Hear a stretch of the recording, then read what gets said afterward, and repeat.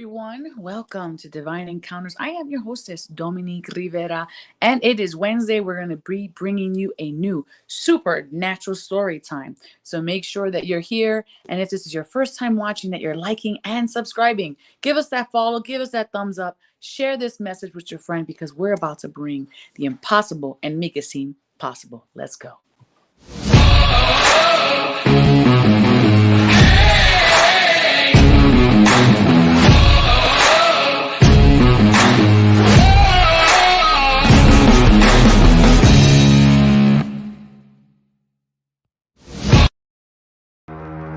You're stronger now than you ever been.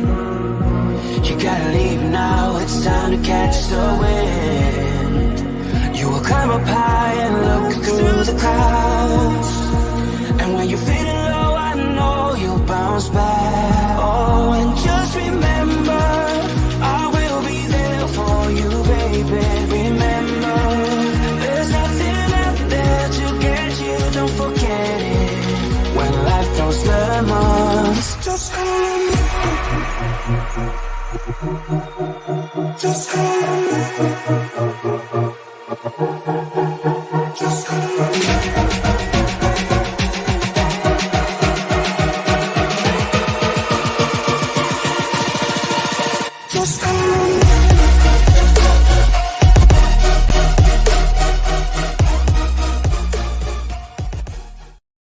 Welcome back, Seekers. I am your hostess, Dominique Rivera. Today, we're bringing you a new supernatural story time. I am here in Colorado, and apparently, this is like a place where there's a lot of UFOs and sightings. And I'm going to be bringing on a guest today to share some experiences with you all, and it's just some common knowledge about the things that I'm experiencing here in Colorado. And make sure that you have your high quality H2O. Shout out to Water Drop, making sure that we stay hydrated on this entire trip.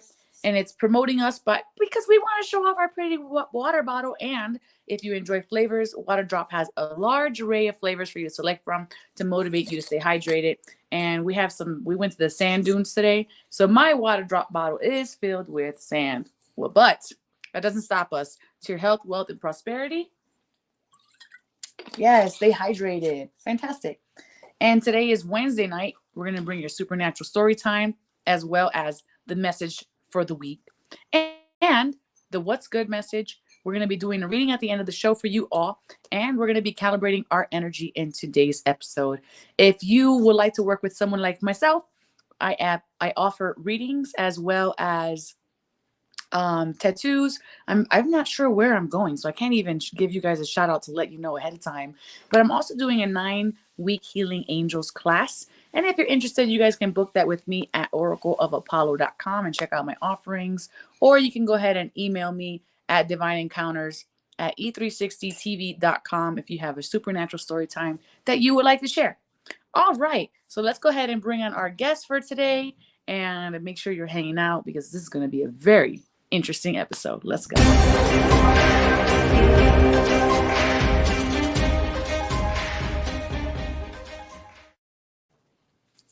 All right. How are you today? Echo in the house.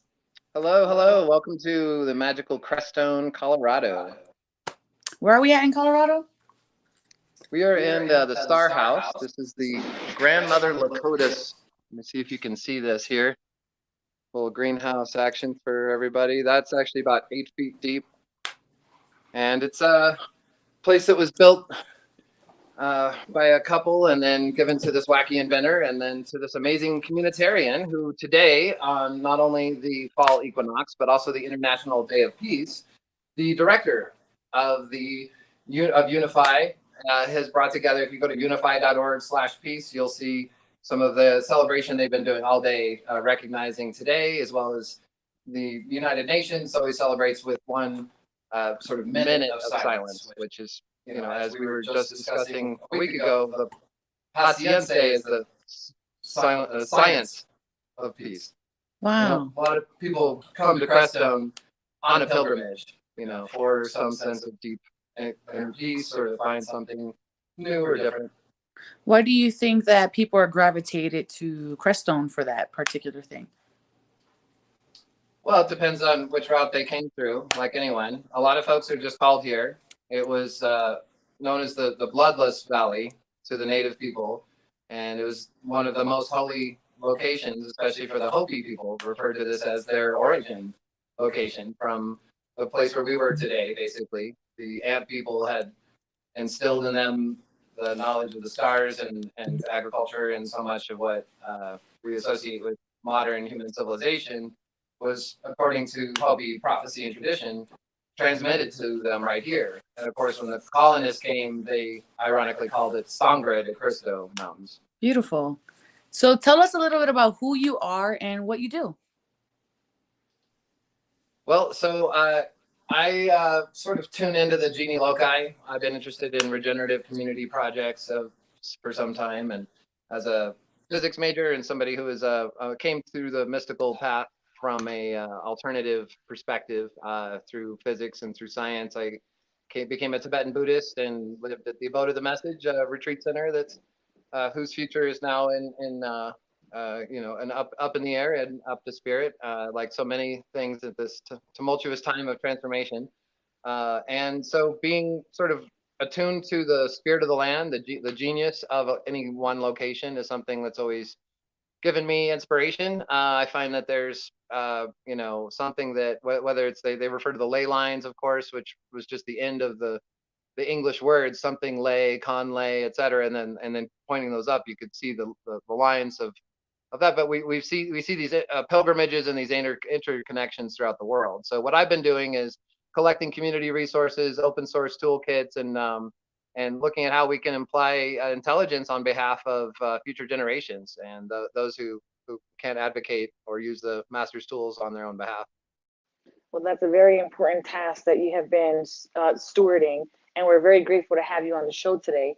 I like to personally start off every episode with something that I call What's Good, and this is basically just a reflection before we get into the episode.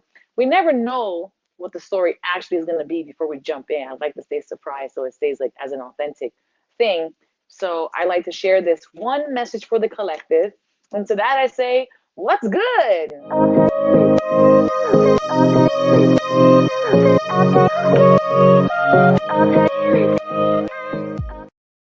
All right, so here is the card for the midweek.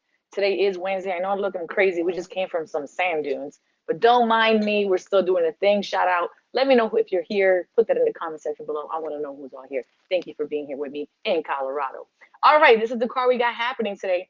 It is the Emperor card, and it's about bedrock of strategy. And normally these cards relate to the story. So Echo, there might be a message for you in here.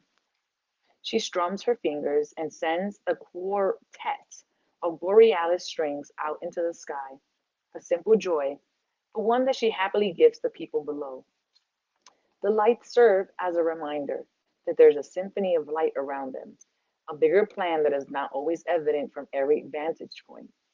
She steps onto the solid landscape with all the strength and harmonic leadership that a powerful emperor muse can bestow. Sharing her secrets of success with you, lead confidently, graciously, empower those around you to do their very best work.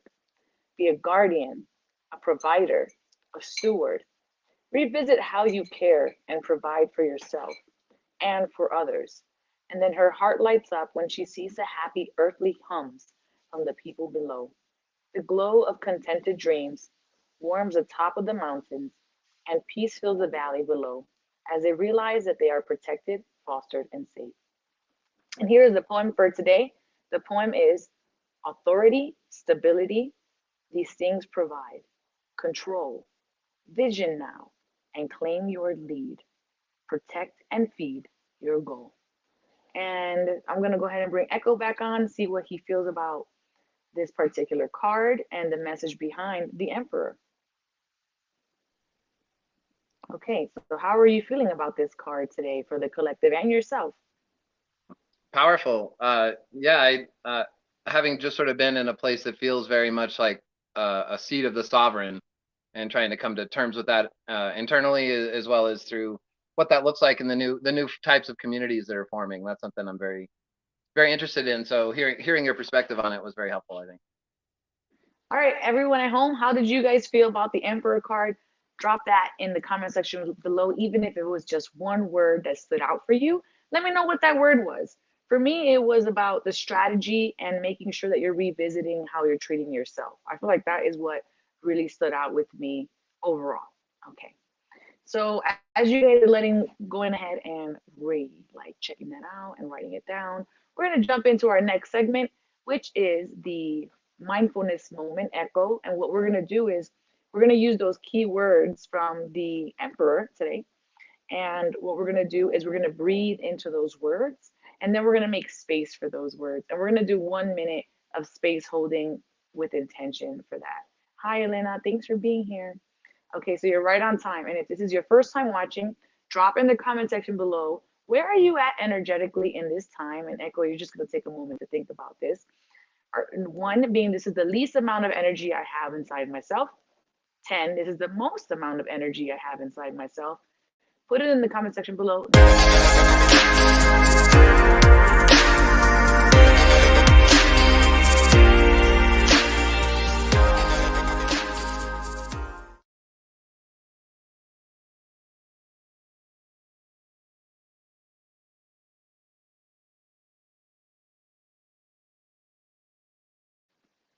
All right, Echo, where are you at energetically in this exact moment?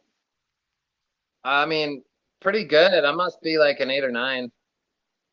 Nice. I want to say I'm kind of a little bit sleepy, but it might just be the rain. I'm at like a 7 and an 8. Where are you guys at home? Let me know what you're feeling today. I want to know how everybody's doing. Lori Gianetta, she is at a 5. Elena, she is at an 8 right now. All right, so we're going to go ahead and jump into this mindfulness moment. If this is your first time watching, you're just going to have your feet flat on the ground, your spine erect, and your eyes are going to be closed. And I'll bring you back into this present moment. We're going to put 60 seconds on the clock, and we're going to shift and calibrate our energy.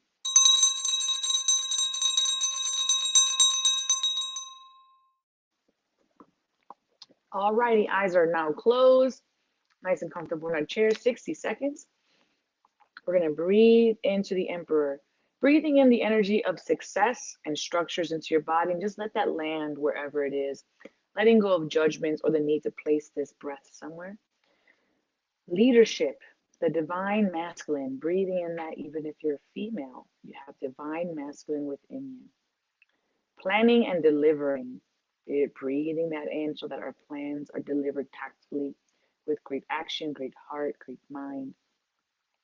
Expanding an empire, legacy, a business person or a visionary, the time for strategic thinking. And we're just breathing that in and letting those knowledge bricks create a beautiful foundation as we move through this masculine energy of action, right action, and just creating space with the breath, letting everything go here, bringing gratitude to our hearts just for a moment. And we thank ourselves and the angels. So with that, I say namaste. And you can go ahead and come back to the here and now, open your eyes, and then let us know in the comment section below when you're fully back in your body. Where are you at energetically? And did anything shift? If so, what did you feel shifted? Did you feel hot, cold, tingling, pressure, energy movement? And drop that in the comment section below now. And for you, Echo, it's the same question. You don't have to drop it in the comment section below, but you can just tell us. Yeah, feeling I kind of had a sort of a visual of everybody being able to be in their own sovereignty and what that can look like. The kind of the new paradigm of not the old form of hierarchy, but sort of a top-down hierarchy, or where each of us are able to be our own emperor or empress in a field or web of right relationship. And I guess that's what I was feeling into. So for me, I felt that a lot in my lower shoulders and my head and neck.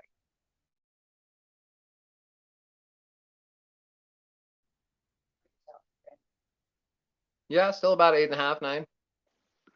Okay, so that's nice. I feel for myself, I feel actually more deeper, like more relaxed and more grounded now. I noticed in the beginning we rushed in, so I was stumbling over my words, but I feel more placed now. I also feel like my number is lower, not because I have less energy, but because I feel more relaxed, and I felt a lot of release in the third eye, and we definitely had an adventure today going to find my phone left somewhere, and then left the iPad, and then came back and do all the things. So yeah, we're back here in this moment, and it's a great moment to be in. And we have Lori Gianetta sharing. She is at an 8 now. She started off at a 5. So in 1 minute, she jumped to an 8. She saw a red fireball while her eyes were closed. Thank you for sharing, Lori Gianetta. And we have Elena, a calming energy boost anticipation for the equinox. I think we're all anticipating that equinox. Super excited about that. All right. So is there anything else anybody wants to share? Drop it in the comment section below. And if this is on the replay, hashtag heat replay. Okay. We're going to be jumping in now into supernatural story time. But first, a quick message from our sponsor at Mandala Springs.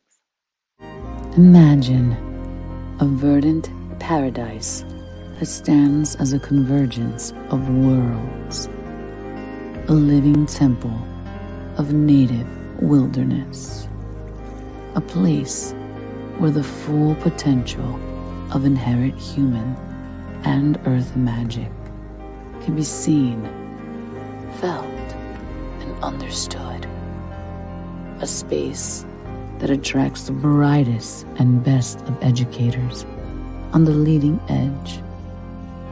A place of permaculture designed for the benefit of future generations.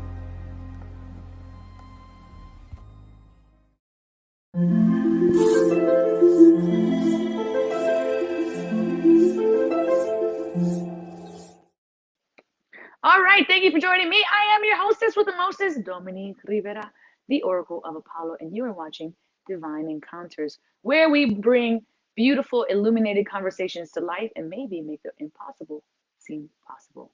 Here we are creating divine experiences in Colorado with our guest, Echo. And so he's going to be sharing with us his supernatural story time. So get the kitties, get the husband, get the wife, get the water. We're about to go in.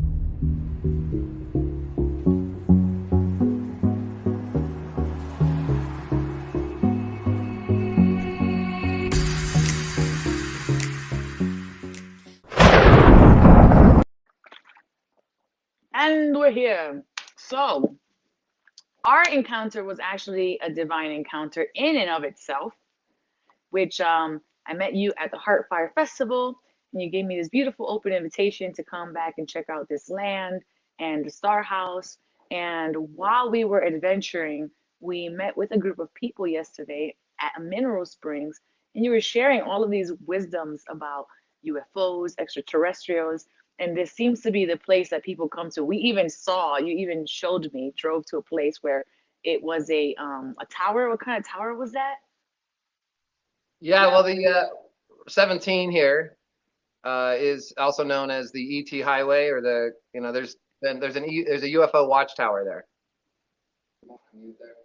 there. Anyway, the Mount Blanca and the Great Sand Dunes are where some of the among the hot spots as far as sightings of craft in the sky. Of course, UAP being the term that's been used sort of more publicly for the last 4 years, 5 years, but there's been significant advancement in the disclosure community and what's allowable. But this is a little valley that kind of time forgot. It sort of operates on its own zone. So there's sacred sites, all temples that were brought here basically by the wife of the author of the Earth Charter from Agenda 21, who's Hannah Strong, who created the Manitou Foundation when a native man came up to her called the Old Man and said, "You're going to fulfill a prophecy." And for me, that's what inspires me the most, is that we're in this time of all the secret books are open, and all of the folks who have found spirit or some way of being divine or enacting as though we are one being, because the universe is all one conversation. And all of these different centers here have different dharmas or different routes to internal coherence, and also to what I was talking about earlier, the genie loci, or being able to connect with these power spots and being yourself a sacred space, and then adjusting sort of yourself and or the environment together to be a temple, or in some way recognizing our divine nature, which for me is pretty complicated. I actually have something I'm calling the exo pagan perspective.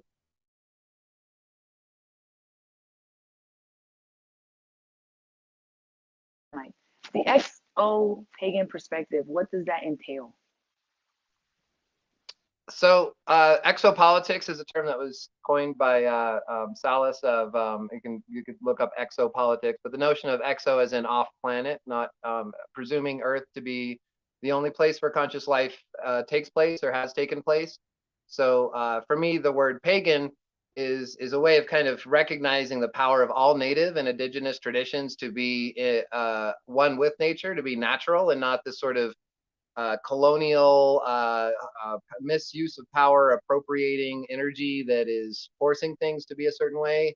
And you'll see that with a lot of the sacred traditions or things that call themselves divine, they're separating themselves from the earth or the earthliness or the there's some level of discernment of trying to bring the say that our route toward the divine is more powerful than others, right? And the notion that there can be either some form of interfaith or that the divine can take actually up to 7 billion forms. I mean, however many people there are there, so many routes to God, right? Or that the universe is all one conversation is what I say, but that really we each have our own internal language or our own. And in my context, that pagan, meaning that earth loving or loving the planet that we're on, doing the best we can as stewards, like you were saying, of the earth, but recognizing that we're not the only place that can be loved. We're not the only planet that is being loved.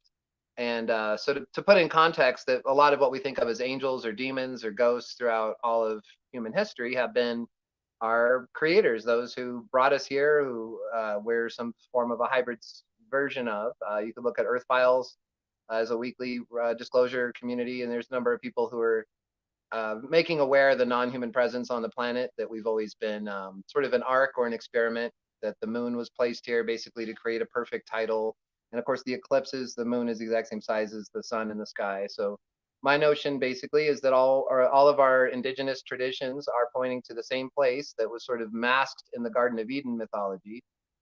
As of course, Ezekiel Sitchin and others have pointed out with and History Channel and Gaia and others have plenty of material that can point people in the direction of what I'm referring to. But from my notion, it's not about the details or the particulars or how many layers of illusion or how much we've been lied to, but about finding what is honest, what is powerful in me, what is inspiring to me.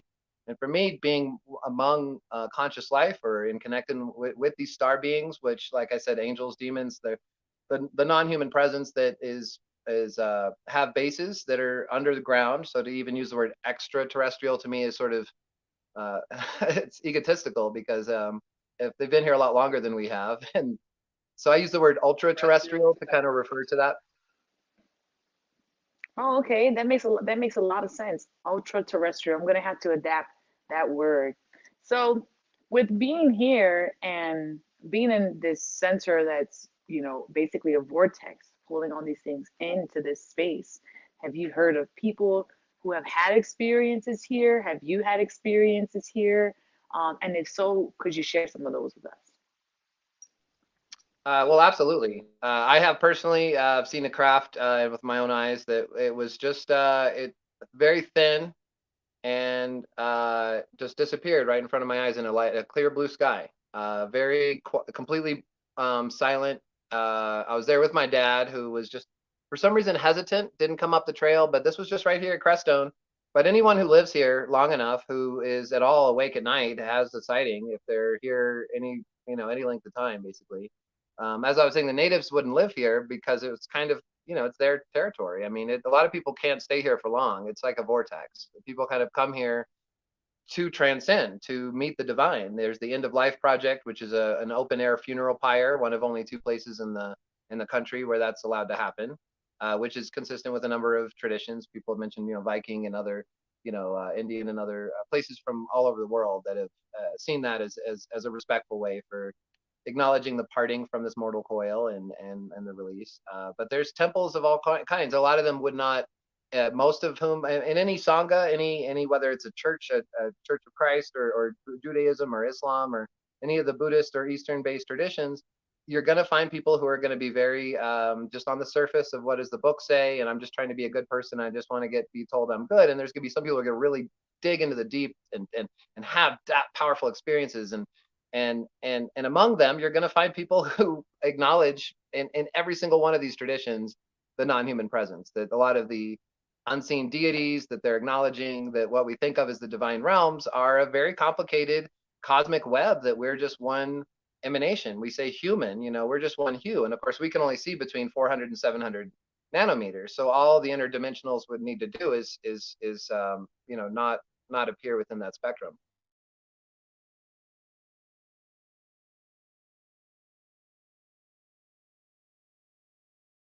You spoke on truth earlier.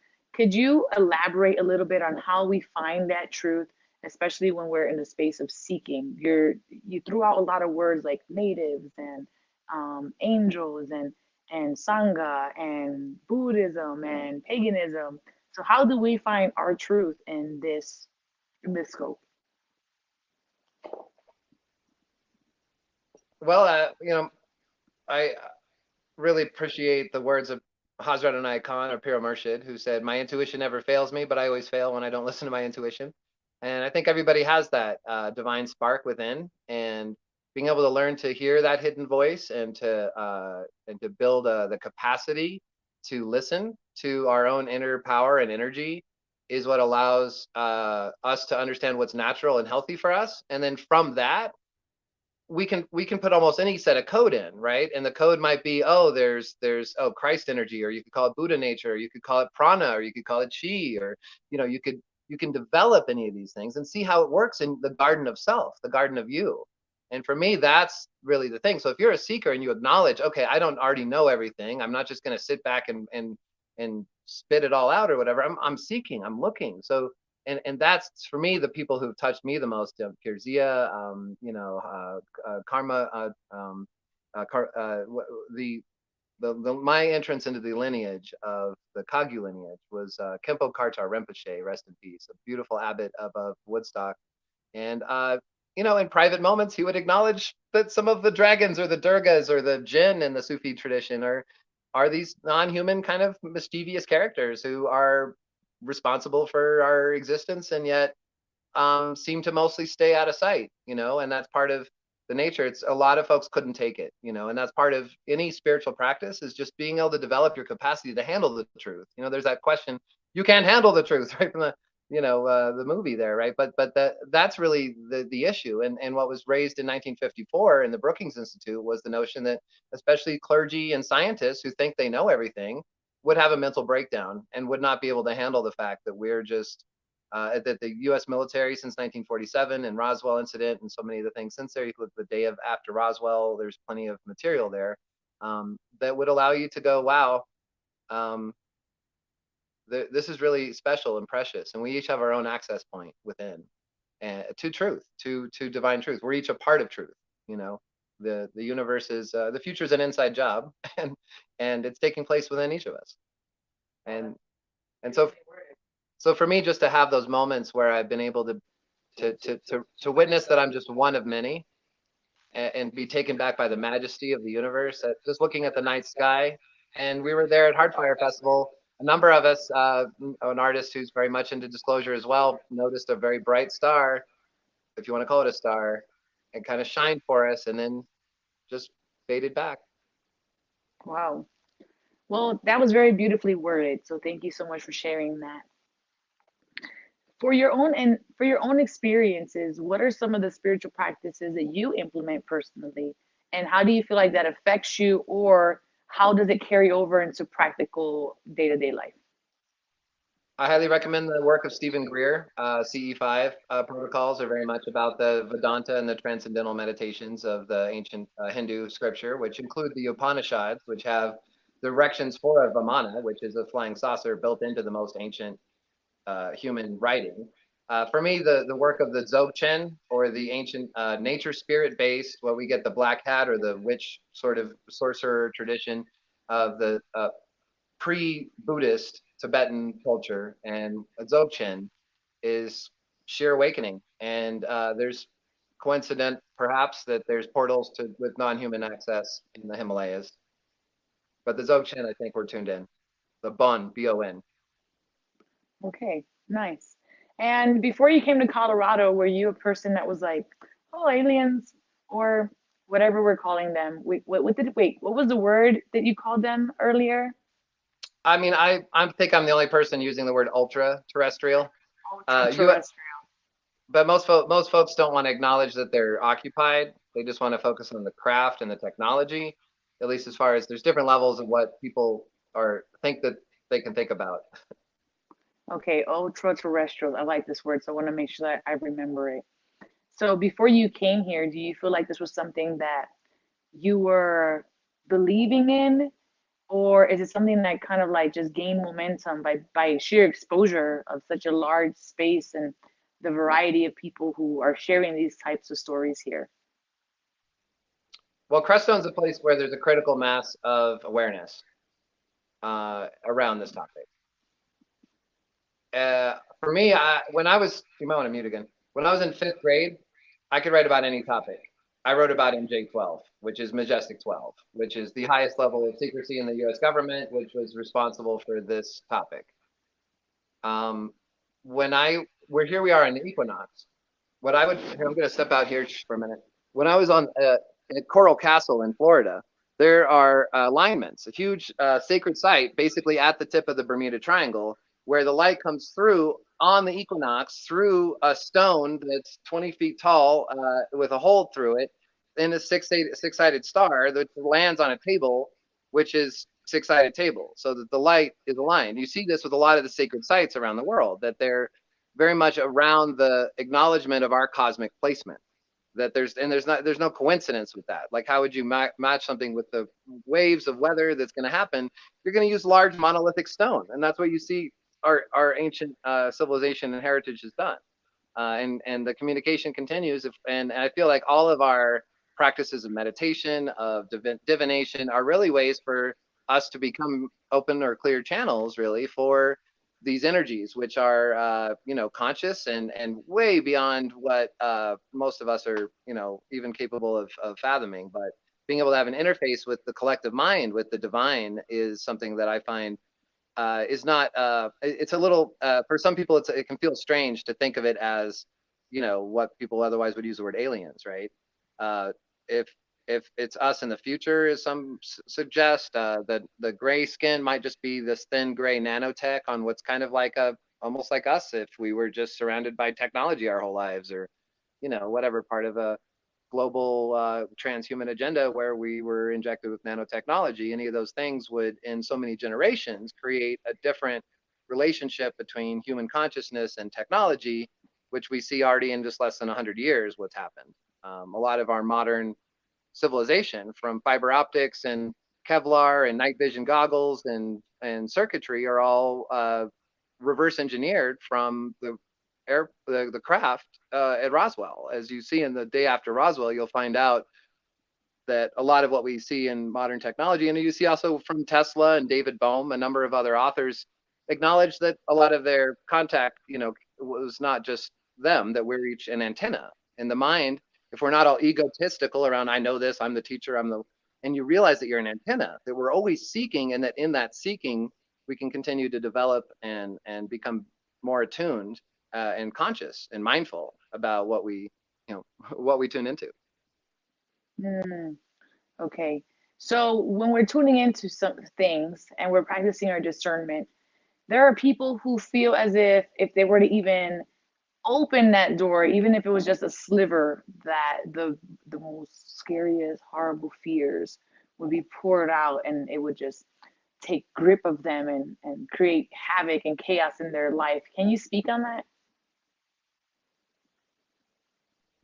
I mean, absolutely. It's how we're controlled. We're creatures of love. We were made by and for love. Everything is either the expression or request for love. And so therefore every church which didn't want to admit that we're each part of God, that maybe Jesus was non-human, that, I mean, a number of, I mean, there's a plenty of, you can look at the recent book by Whitley Strieber on that last very strange comment, but basically that almost every sort of divine energy is this sort of conspiracy between us and the universe, right? And so we're surrounded by horrifying imagery. We're and it's for ratings. It's for whatever it is. We get adrenaline when we can pretend we're being hunted by some predator. Well, there's a lot of predictive programming and disclosure that's been happening with a lot of what we think of as fiction. I mean, Total Recall, the Star Wars and Star Trek. I was mentioning in the hot tub the other night, you were mentioning the Baltic Sea anomaly. Anybody can just look up online right now the Baltic Sea anomaly. It's right there at the bottom of the North Sea between all these, Scandinavian countries. And there it is, the Millennium Falcon on the bottom of the ocean with skid tracks leading right to it. I mean, you can see it on so many places in Antarctica. And if you're going to be in a state of fear around what you don't know, then that's a missed opportunity. The mystery is there to welcome us, to acknowledge that we are part of the mystery and that our seeking and deciding to know is a key piece. That's what God doesn't have, is curiosity. God doesn't have that gift of not knowing. That's what we have to offer. And so when we go forward into the mystery, our not knowing, our relationship to the unknown is ultimately all we have. Wow. I've never thought of it like that. It's the thing that separates us. Very interesting. Speaking of things that separate us, is there any guidance or advice or thoughts on to people who may want to have an ultra terrestrial experience?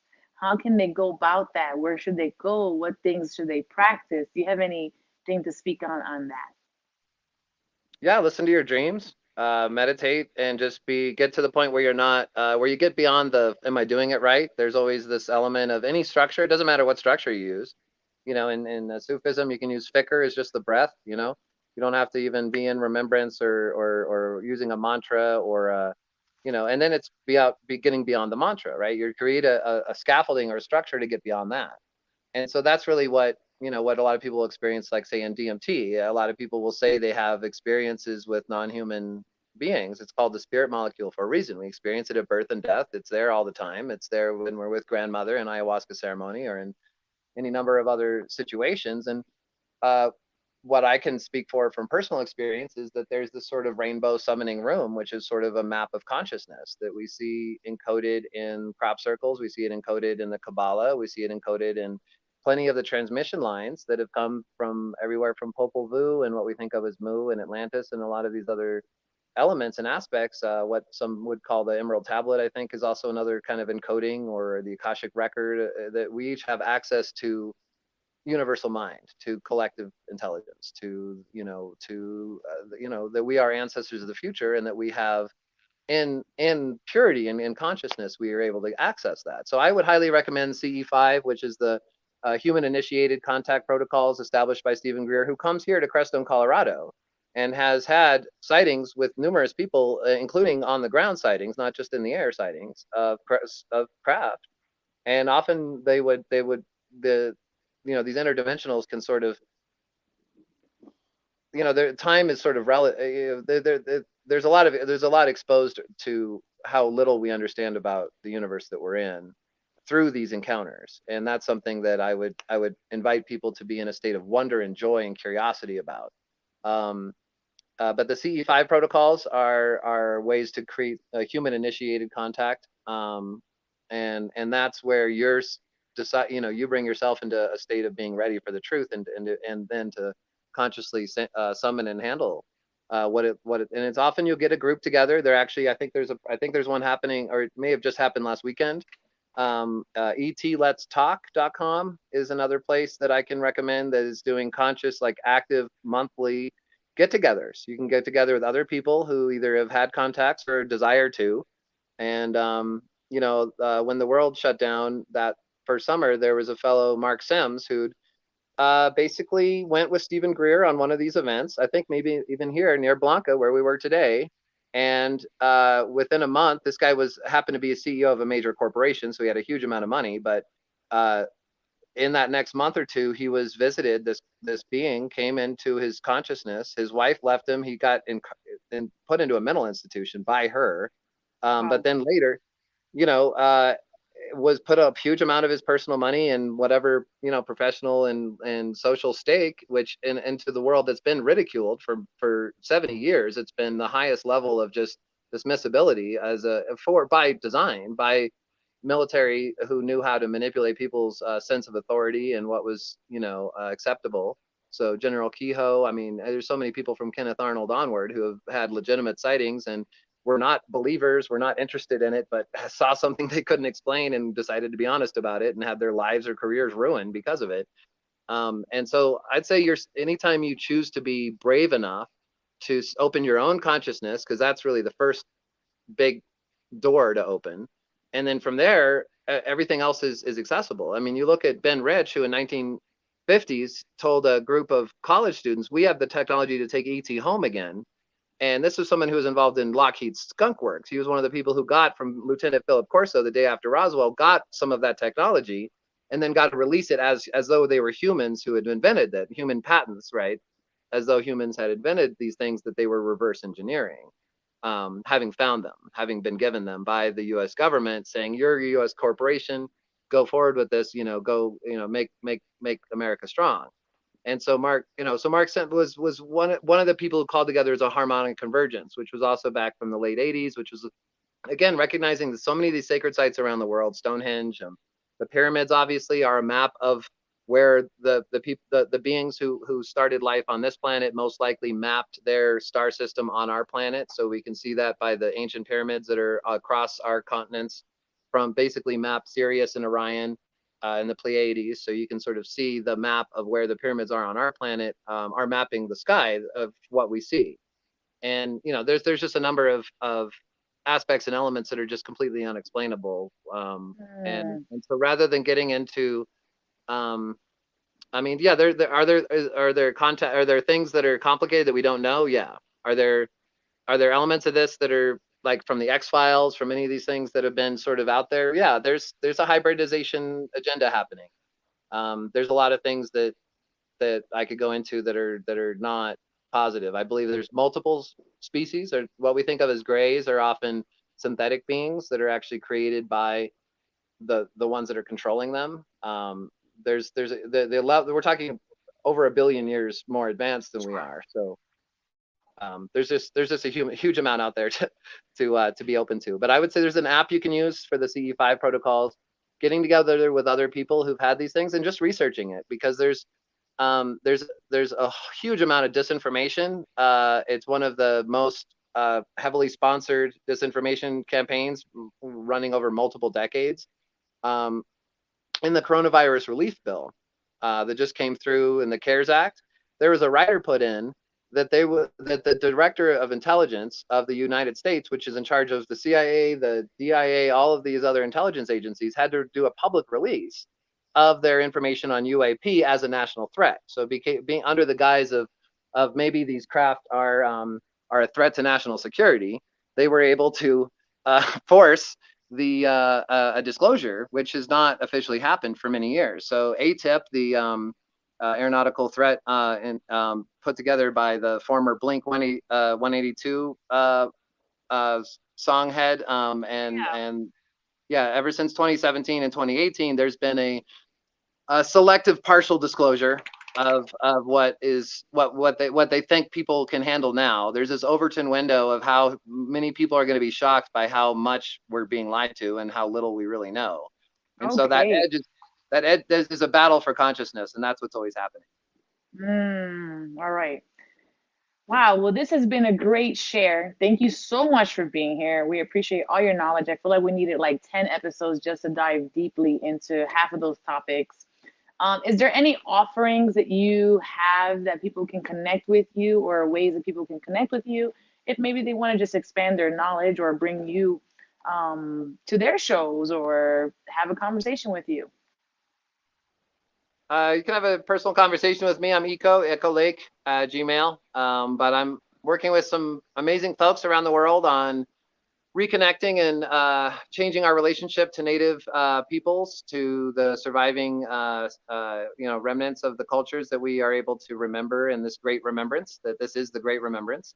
So, and the inspiration conspiracy, that we are here to share breath and keep each other inspired. So if meeting folks like you keeps me inspired all the time, realizing just how extraordinary our human family really is something, and to act like it, to really care as ancestors of the future, that to continue forward, to do our best, and to keep each other uplifted, and like you said, getting past the fear. I mean, I think that's such a key question. I'm glad you asked that, because a lot of people do just go back into the contraction And, you know, and it's at your own pace to build that muscle, to go through your own complicated hardscape and the traumas involved to be able to find your own true opening. Bless. Thank you.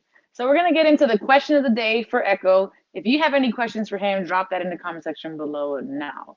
Otherwise, we're gonna go ahead and do what we usually do and give him the question of the day.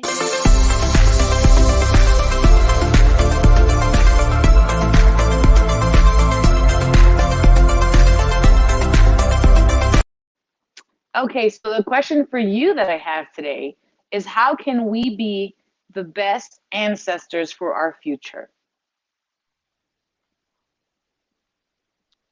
It's the original instructions of love, you know, but to really go deep into that every day, to not it's there's a phrase that's used in Buddhism of ceaselessness. And if you really love yourself and the world around you and can show us how to love you, then you've eliminated so much of the guesswork that this whole artificial culture has come in to, you know, circumvent our true desires, our true you know, what it is that we're really here to do. So for me, I guess that's probably the one piece of it. Acknowledge, you know, getting over yourself, getting over, you know, stepping into your power. I think a lot of my permaculture design teacher, Andrew Faust of upstate New York, the home biome project.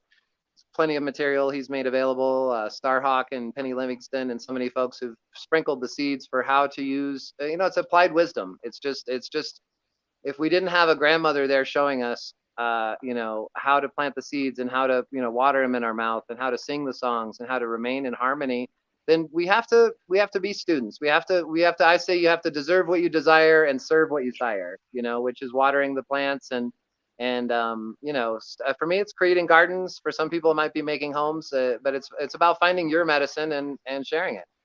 Oh, thank you so much, and thank you for being here. We're gonna pop you back in the green room, even though you're kind of in a green room already. But we're gonna pop you back into our digital green room, and we're gonna bring you back after the midweek collective energy check-in with your final thoughts, and we are gonna do that right now. So stay tuned, and let's see what the energy is for the midweek.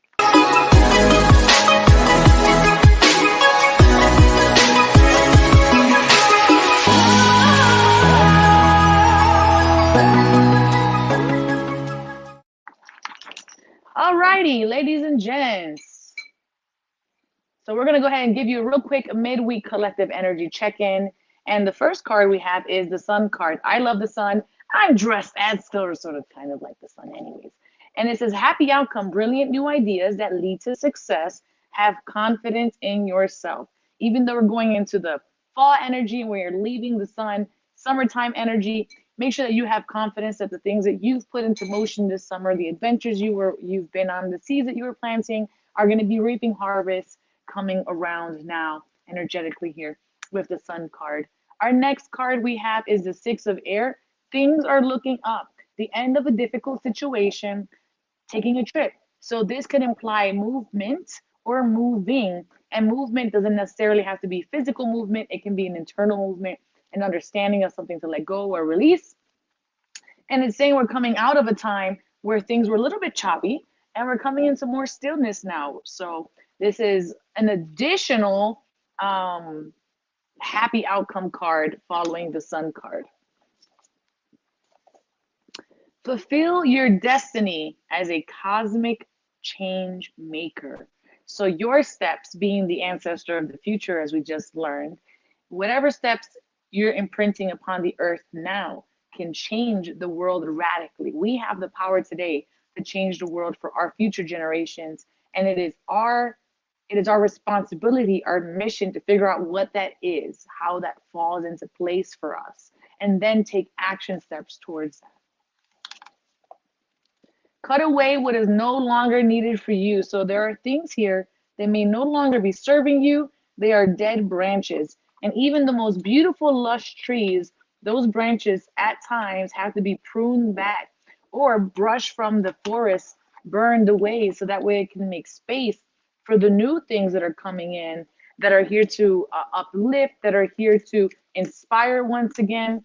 Sometimes we get stuck in the cycle of the lack of inspiration because we held on to so many heavy things that were just draining us of joy or of love or of inspiration. And as I said that, my battery in my headphone actually just went boop, boop, boop, boop at the same exact time. So it drained as I was saying things that drain. Let's see here. We have the Knight of Cups. So there's passionate energy coming in, and this can be passion for our jobs, passions for our families, passions for the future. This is coming into our area nice and steady. So it's allowing ourselves to refill our cups and acknowledge that there's something on the horizon for us. And look at this. We got the double sun card, different deck, sun card twice. This is the happiest card in the entire deck. What are you guys working on at home that you are completing, that you are excelling at, that you are happy, and that is also bringing you joy and fulfillment? And we are working towards that fulfillment with the Eight of Pentacles. Here we have Blanche Devereaux from the Golden Girls deck. She is learning how to master her artistry by making this beautiful, elegant, multiple tier cake.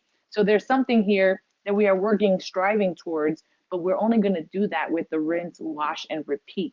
And as we do that, we're going to gain that mastery and come into fulfillment. Okay, let's go into the last deck over here.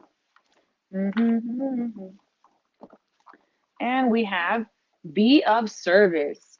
How can you be of service to yourself with that Emperor card earlier today? Making sure that we are looking at how we're taking care of ourselves, ensuring that we're taking care of ourselves, because ultimately when we pour into ourselves, everything else just falls into place. And reflecting that sun card, live your bliss, ensuring that you're taking action steps to find your joy and your love. And speaking of love, love is your energy here with this card. So we are in a great waxing moment with this midweek collective energy check-in. Let's bring Echo on and see if he has a minute or less of sharing in regards to this reading. So see what his thoughts are. And for you guys at home, if anything stands out from this midweek collective energy check-in, drop it in the comment section below. Yeah, I mean, equinox being the time of balance, it's a time of equal day and equal night. So for me, it's kind of funny and ironic that we get the double sun and the last day of summer, kind of first day of fall and transition, as well as the International Day of Peace on the same day that, you know, there's saber rattling and a lot of the other sort of global relations things happening while people are praying for peace and deciding that maybe there's a different way that we can express our values. And that's really the biggest, you know, effort on climate change, on anything you care about the most is war. That's where a lot of the, you know, effort and energy of the human invention and where we contract into fear instead of joy and instead of being in our peace is because of war. So being really recognizing what that's about, I think going into the reading of what does it mean self-care for you? Like how are you at war with the world around you? How are you able to be more assertive about being an emperor and serving, you know, being of service to that which, you know, which will create the conditions that allow you to be of love